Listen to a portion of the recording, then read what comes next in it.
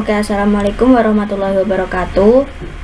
Di sini kami dari kelompok 8 akan mempresentasikan mengenai material katalis. Mungkin kalian sudah tidak asing ya mendengar kata katalis di pembelajaran kimia. Ya, biasanya kita mendengar kata katalis itu pada materi laju reaksi. Nah, apa sih sebenarnya katalis itu? Definisi dari katalis itu sendiri itu merupakan bahan atau zat yang dapat mempercepat laju reaksi kimia. Hal ini disebabkan karena katalis itu dapat menurunkan energi aktivasi reaktan untuk mengubahnya menjadi suatu produk. Nah, penurunan energi aktivasi ini itu akibat dari interaksi antara katalis dan juga reaktan. Nah, kalau mengulang dari materi semester sebelumnya, diketahui energi aktivasi ini adalah energi minimum yang diperlukan oleh suatu zat untuk dapat bereaksi hingga terbentuk zat baru. Nah, dengan adanya energi aktivasi ini, maka akan dihasilkan suatu tumbukan dalam proses kimia tersebut. Oke, yang selanjutnya kita akan membahas mengenai klasifikasi katalis. Oke. Di sini secara umum klasifikasi katalis itu ada dua. Yang pertama ada katalis homogen, yang kedua ada katalis heterogen. Dari katanya saja homo berarti dia sama. Apa yang sama?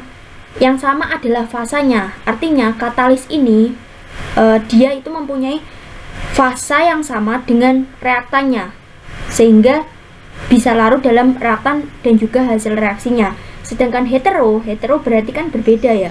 Berbeda di sini berarti fasa dari katalis itu berbeda dengan reaktannya, sehingga menyebabkan katalis tersebut tidak dapat larut dalam reaktan dan juga hasil reaksinya.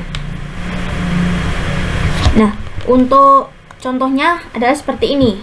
Contoh katalis homogen. Di sini ada reaksi antara SO2 dan juga O2 menghasilkan SO3 dan juga NO. Semuanya ini berfasa gas. Nah, dalam hal ini digunakan katalis NO yang juga berfasa gas.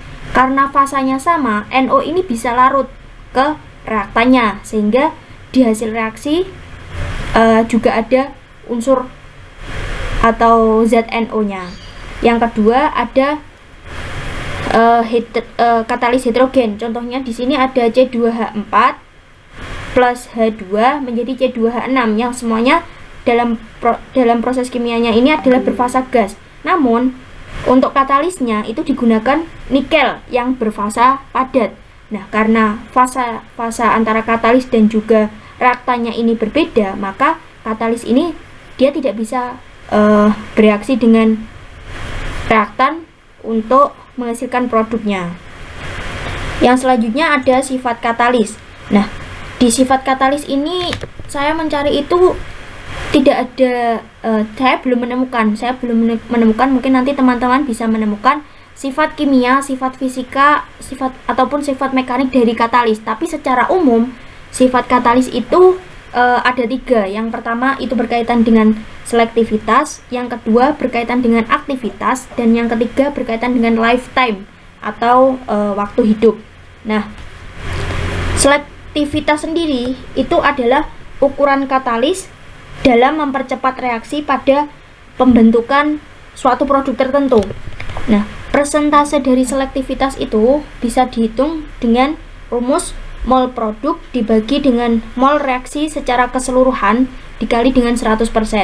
Sedangkan untuk aktivitas itu adalah kemampuan katalis untuk mengubah bahan baku yang dalam hal ini adalah reaktan menjadi suatu produk. Sama halnya dengan selektivitas, aktivitas pun juga bisa dihitung presentasinya dengan rumus sama mol hasil reaksi atau produk dibagi dengan mol preaksi ditambah dengan mol hasil reaksi atau mol reaksi secara keseluruhan dikali dengan 100%. Sedangkan untuk lifetime atau waktu hidup ini adalah periode selama katalis itu mampu menghasilkan produk reaksi yang diinginkan lebih besar daripada produk reaksi tanpa katalis. Nah, sama halnya dengan manusia, sama dengan tumbuhan. katalis ini bisa mati. Kapan katalis itu mati? Katalis mati ketika dia terus-menerus digunakan. Nah, ini berkaitan dengan deaktivasi. Jadi lifetime ini berkaitan dengan deaktivasi, yaitu penurunan aktivitas dan selektivitas dari katalis. Yang selanjutnya ada sintesis katalis. Di sini ada 3 metode sintesis katalis. Yang pertama ada metode impregnasi, yang kedua ada metode kopresipitasi, yang ketiga ada metode pertukaran ion. Nah, untuk metode impregnasi ini dalam metodenya itu digunakan larutan penyangga, Jadi terjadi penjenuhan secara total yang dilakukan dengan mengisi pori-pori penyangga dengan larutan garam aktif melalui adsorpsi logam. Dalam hal ini, penyangga itu berfungsi sebagai penyedia permukaan yang luas agar lebih memudahkan menebarkan sisi aktif, sehingga permukaan kontaknya lebih luas dan efisien.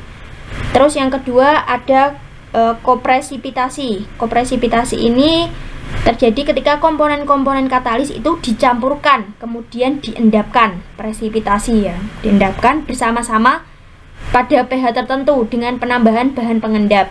Yang selanjutnya ada metode pertukaran ion.